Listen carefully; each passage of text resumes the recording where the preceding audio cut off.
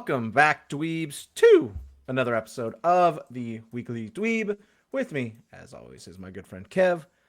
Kev, major Marvel news. I don't know if you're going to be Ooh. excited or if you're going to be mad. Kev's kind of avoided this news, which is great for me as I officially announce all this to him.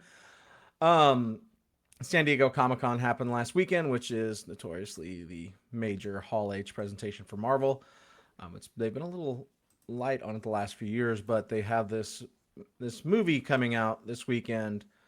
Not this weekend. They do have a movie coming out this weekend. We'll discuss that at the end. At the end of the year, they have a movie called Doomsday coming out. Kev, have you heard of this movie? Are you excited at all for this movie? My guess is you just don't give a fuck. Man, I would love to be excited about this movie. A little backstory for those of you just stumbling across our channel for the first time. Kang the Conqueror was, well, yes. First of all, I'm just an ass. I mean, that's probably needs to be, laid bare before all of you. But secondly, Kang the Conqueror, one of my favorite characters of all time. Back in the before Dweeb was Dweeb, and it was a different channel under a different name. I actually used an old version of Kang as our logo for Obscure Comics Weekly was the show we were doing. I make music under the name Cosmic Jive. Some of you might know this. Some of the original versions of my little Cosmic Jive avatar were just photo edits I made using old drawings of Kang the Conqueror. I fucking love that character. Right back here, you can't really see it. You can't really read any of it, but at least 3 or 4 of these volumes are Kang specific stories. So I was very excited about the direction that the MCU was going before they decided, hey, we've got this really cool villain, and his whole thing is that he time travels and there's multiple versions of him. But fuck all that. We're going to cast him as the same dude. And if that same dude ends up being some kind of degenerate who we have to fire because of what he does off screen, then we're just going to have to tank this whole thing. And you know what we'll do to replace it?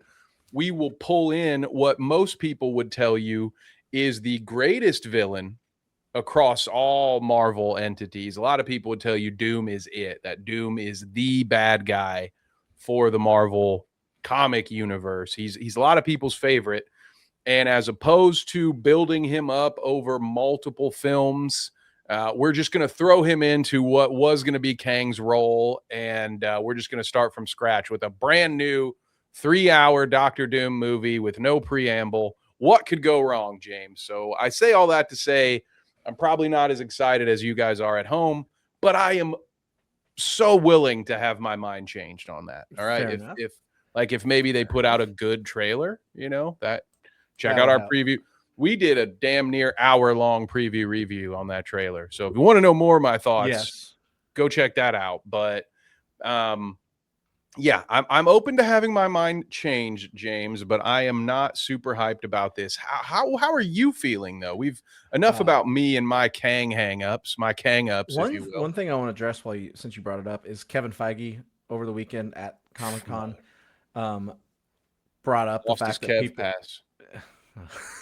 Kev pass revoked. I know what you're about to say. Not on the Council of Kangs. Because we had to discuss it at the Council of Kevs. The Council of Kevs, not the Council of Kangs.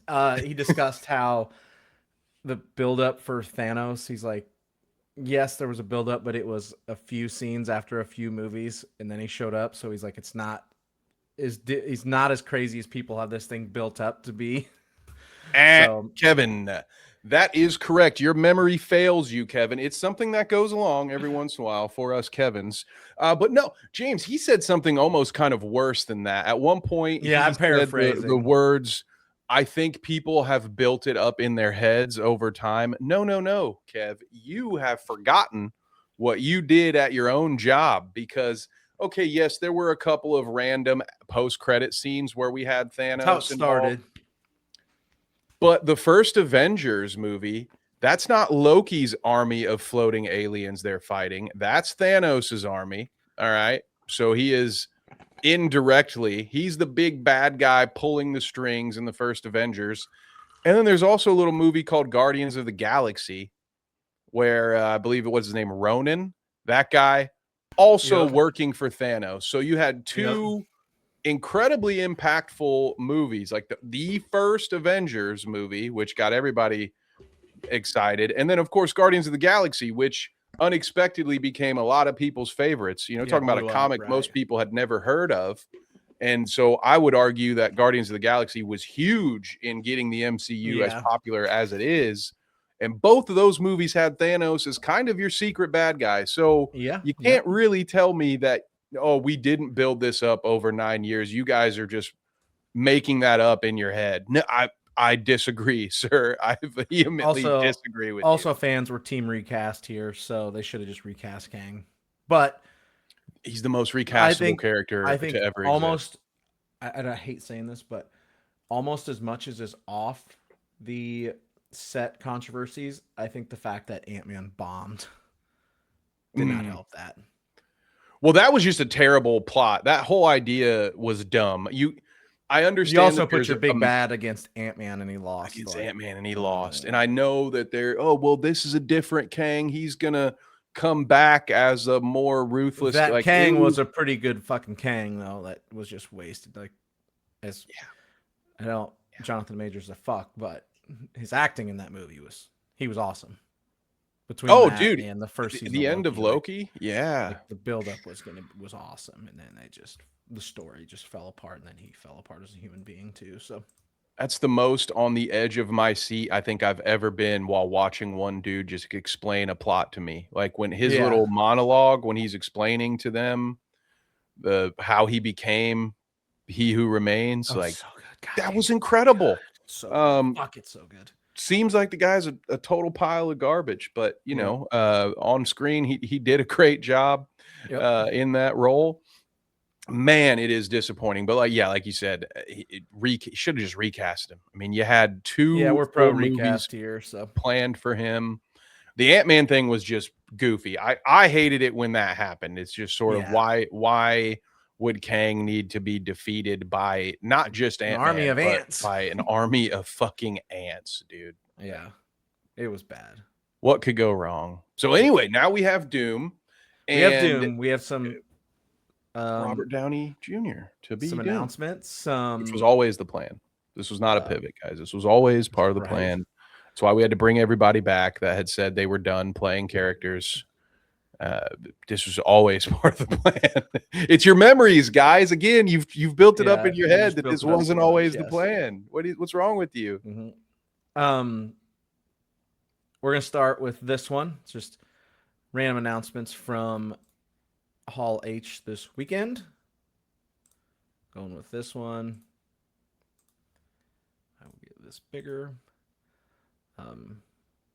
This is when they're on stage. Got to turn that volume up. What are they announcing? Who's this guy with the swords and stuff?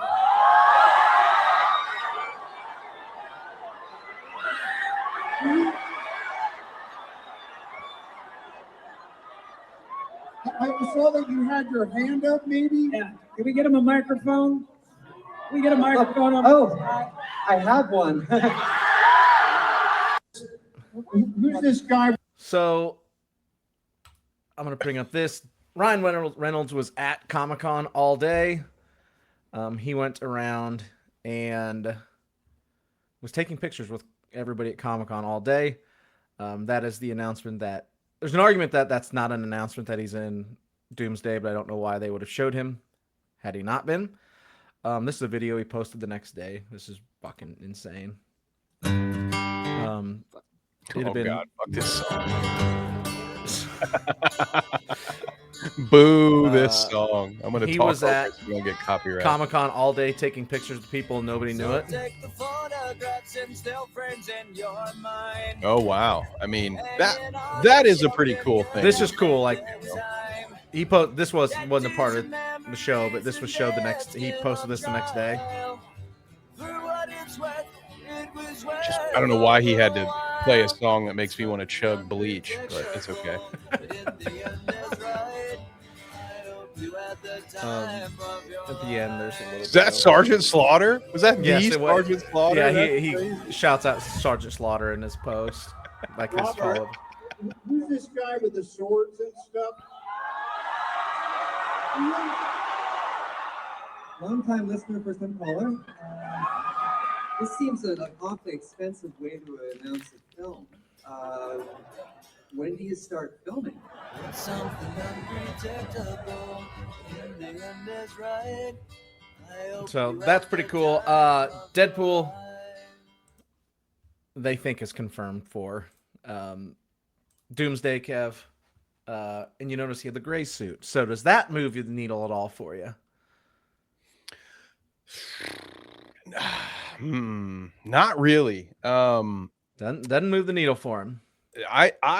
So check me on this one, James. I might be in the minority here, but I think that Deadpool being Deadpool has very limited utility in an Avengers level film because I feel like it's all or nothing with the Deadpool shtick.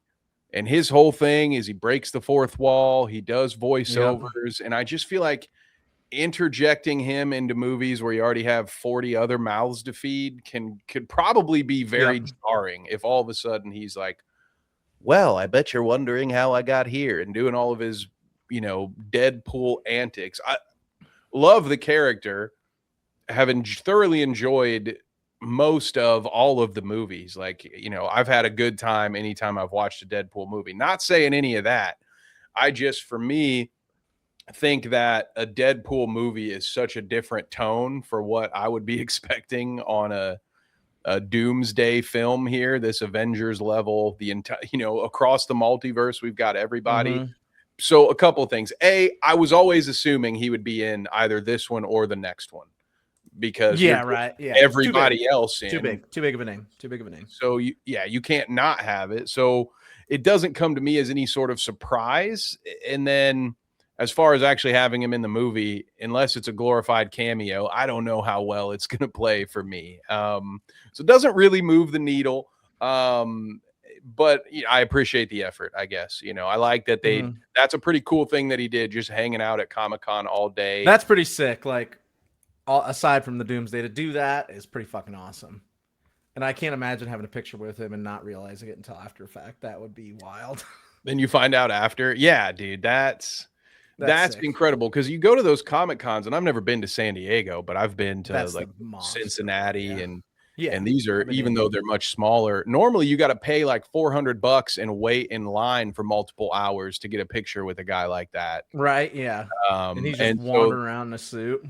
Yeah. So that much I did enjoy. And if anything, I hope it sells more tickets because of this, so they do cool things like that again for the fans. Because agree. I'm showing up to a Comic-Con in a hoodie and a t-shirt. I'm not somebody who cosplays. Like I just rolled out of bed. But I really appreciate the amount of joy that had to be felt by those folks. Once they found out after the fact that, I thought I was just having fun with my cosplay buddies, and one of them turned out to be the Deadpool. Yeah, more of that stuff and less 4-hour live streams that just show me 83 chairs sitting it was it might have been longer before. I can't remember. It was long as shit. It was stupid. That one was dumb. Next news. So really after that, like, it's all on Avenger. Like, the Avengers are on stage, etc. Like that.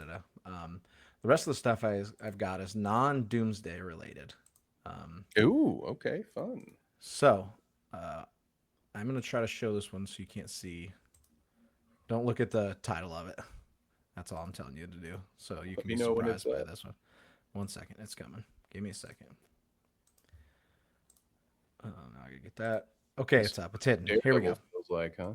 Yep, that's what Daredevil feels like. You're good. You're good now. So here is first announcement that I want to discuss. Let's pull it all the way back. Here we go. Just because the lights go out does not mean it's a sign.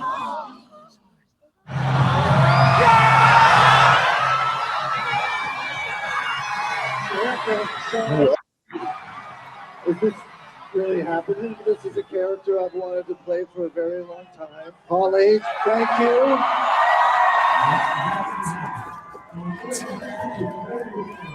Oh? Ryan Gosling as Ghost Rider? Ryan Gosling as the Ghost Rider.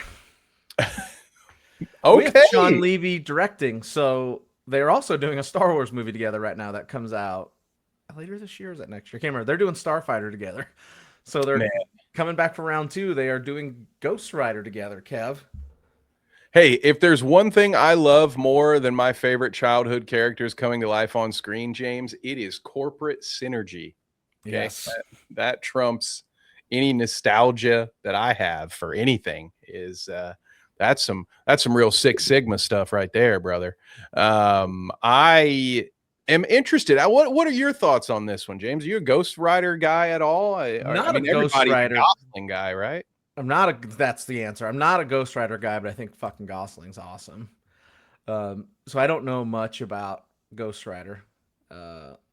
He was in the Agents of S.H.I.E.L.D. show that is non-canon that came out like 15 years ago. There's multiple different versions of Ghost Rider. I'm scrolling through. There's Johnny Blaze. There's Danny Ketch. Robbie Reyes I think is the one that was in that show. Yes, because he was played by Gabriel Luna. Nick Cage is always floating around this role too. Yeah, that's an easy one to forget about. The Nick Cage Ghost Rider. Yeah. Does Ghost Rider do it for me? No. Not at all. Am I pretty excited to see what a Ryan Gosling and Sean Levy Ghost Rider movie looks like? Absolutely yes. That is fair. That's kind of like my mind is melting a little bit as I think about it, because honestly, one of my first thoughts, James, is like, isn't Ryan Gosling like too good for Ghost Rider? Like this is a big name, yeah. Got Ryan Gosling to play. He must be a true fan of the character, because otherwise, everything I've kind of read and surmised is that he's actually the one that approached Kevin Feige about it. With like a very specific storyline he wants to do, is what I've read. Which then I'm like, ooh, that gets me a lot more, like that excites me too, because then he knows what the fuck he wants to do, and like he knows the character if he's reaching out like that. But that is a good point. He's a major fucking name right now. Specifically, he is huge right now. I tell you what, I would love to see them just sort of remake Drive, but with him in a motorcycle as Ghost Rider instead. Banger of a fucking movie. Banger. I'm just like, what? He's been in fucking big fucking names. Movies. Really since like La La Land in 2016.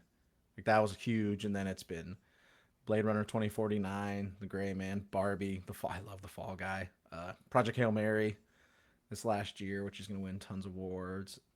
He's in Starfighter, Star Wars coming out next year. Like, he's fucking awesome. Yeah, he is the brand for a lot of these movies. Like, it's not that he has a Blade Runner being an exception there, and I guess Star Wars into the mix, but it's not like he has just tied himself to very famous IPs and played iconic characters. It's a Ryan Gosling movie, and that's why people go to see it, and it's pretty incredible. He's kind of even though it spans probably longer than that Pedro Mania, he's kind of like to that level where for a minute everything had Pedro Pascal in it, and you just knew it was going to make money because it had him in it. That's kind of how I feel about Ryan Gosling in projects. Is you see his name on something, like, well, everybody's going to go see that. And so I probably a win-win if it's something that he wanted to do and he has a passion for, and the studio is just like, sure, dude, you want to play Blade 2 while we're at it? We can't get that movie off the ground either. Yeah, what is Feige came out and admitted it's like his biggest defeat, or I can't remember the exact quote about Blade because they failed it. His biggest failure, which correct. Also shout out Gosling because he's in Remember the Titans Elite movie. That's right, dude. Can't cover. Put PD in, he's better. Yep. Elite movie. Last thing I got, and this one's this isn't a video, it's just a screenshot. So this one's interesting. They've announced Black Panther 3, directed by Coogler, coming out December 2028. David Johnson is your new Black Panther. He is going to play T'Challa's son that was shown in the last movie, briefly at the end his secret son that he Toussaint, had. right? Toussaint. Yep, he's playing Toussaint. However, the interesting thing here is Toussaint is like a young kid in that movie in that where they show him there. And David Johnson's 32 at current age, so he's a little bit older. So that there's been a bit of discussion on how they're going to pull this off. A lot of people think it has to do with incursions and maybe the sped up timeline or et cetera, et cetera. But yeah, so we have a new Black Panther. The actor of Shuri, I think it's Letitia Wright, is not. I don't know how this is going to work exactly because she's Black Panther in the last movie, but it also didn't make a shitload of money, so we know how that goes. But yeah, so Coogler picked him out, and this is the new Black Panther. And I think even in a shitty situation where we lost Chadwick Boseman way too early. Me and you are. I'm always pro recasting, and they're not really recasting as much as moving on and using his son in the show. So I don't know him at all. I don't know anything about him. I've not watched anything with him in it, so I don't have a comment on him at all, other than I wish him best of luck. That's a tough role to follow.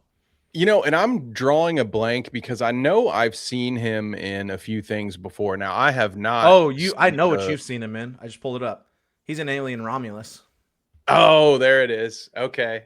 Oh, that's right. Yeah, that's right. He delivers my least favorite line in that movie, but other than that, he was pretty good. Well, that's just bad writing. That's just bad writing. But yeah, that wasn't his fault. So yeah, I think he'll be a good fit. But a lot of that is based on the fact that it's Ryan Coogler making that decision. Yes, that's how I felt about it. Yep. Really have not only just Black Panther figured out, but obviously longtime viewers know how much I thoroughly enjoyed Sinners. And so at this point, Ryan Coogler's on that list of directors where I'm like, dude, I just trust you. He says it. He's the Zach Krieger level. Like, you're gonna do it. Fine, great, awesome. Yep, exactly. If you think it's good, man, who am I to disagree? Yeah, correct. So I'll be interested to see, like you mentioned, how the time aspects play out. Yeah. Like if it's going to have anything to do with Battle World, or if because we don't know when this movie's coming out, right? December 2028. Plenty of time for them to just sort of speed up the timeline.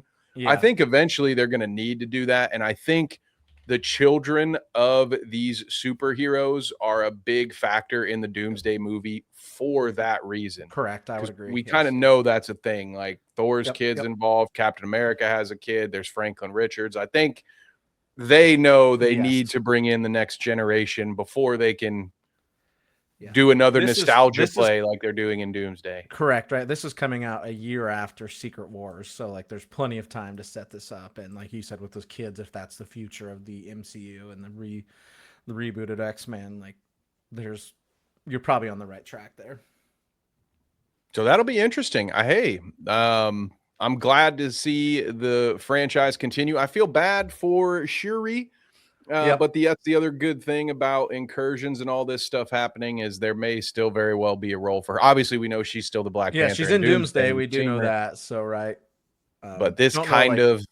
Is she losing? Maybe a spoiler? Possibly, a little bit, She sounds like she might not survive Secret War is what I'm saying. Is she giving up the role? Does she not survive? Who really knows? Yeah, maybe she takes over as the ruler or something and then hands the mantle down. Hopefully we don't lose the character, but I'm sure we're going to lose quite a few in the next two movies. For sure.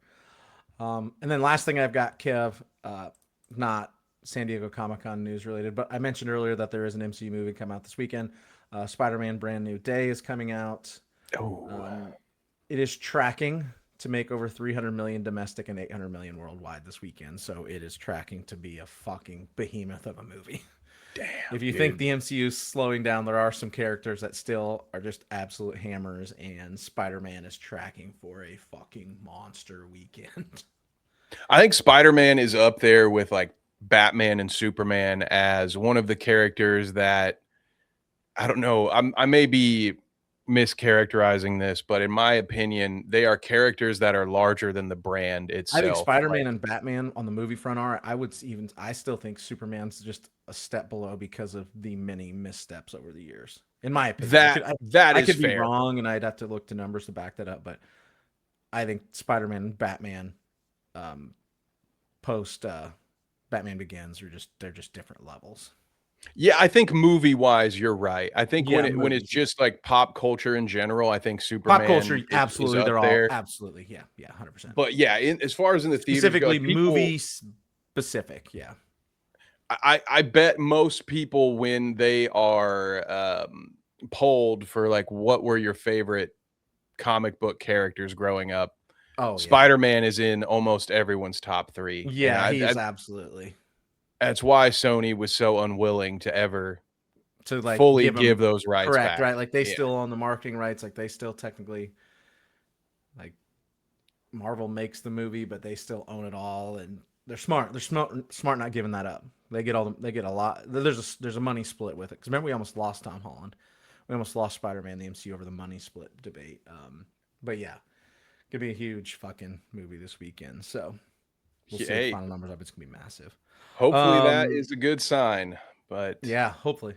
We'll see. Reviews are starting to come in. I haven't looked too much into it yet. But thank you guys for joining us today. This has been the Weekly Dweeb. This is our Marvel San Diego Comic-Con roundup for news. Please like, subscribe, and share. Help us out. Help us find more viewers. If you like this, pass this along. Kev, outside of here, where can they find you, my friend? check us out over on the Carnage Media YouTube channel. Got the Absolute Grand Prix Tournament and Liberty or Death new benchmark pro wrestling events are up there now. You can also check out my friends Connor and Clayton on the Carnage Unleashed podcast. So if you're big into combat sports of any variety, Carnage Media is a nice home base for you to check that stuff out. So go ahead, check it out. Leave us a sub over there. But most importantly, just, you know, as James said, help us get to our next subscriber goal that we have not yet determined. Yes, please help us out. And turn those noties on so that way you never miss a live stream, because we have come back to the live streams and maybe not weekly, but pretty close to weekly now. So Wednesdays at 9 p.m. if you want to hang out and have us see your opinions on screen, we would love to hear from you. So make sure you join us Wednesdays at 9. Yes, come join us. Check it out. We will have the Odyssey up by the time this one goes live. There's more on the horizon. Project Hail Mary is coming down the gun too. I want to watch it. That's true. Kat wants to watch it too, so that's coming up soon. So, yeah, please check us out, guys. Let us know what your thoughts. Pass us along. But for the time being, we're out of here. We'll see you guys next time on the Weekly Dweeb. We're out, boys.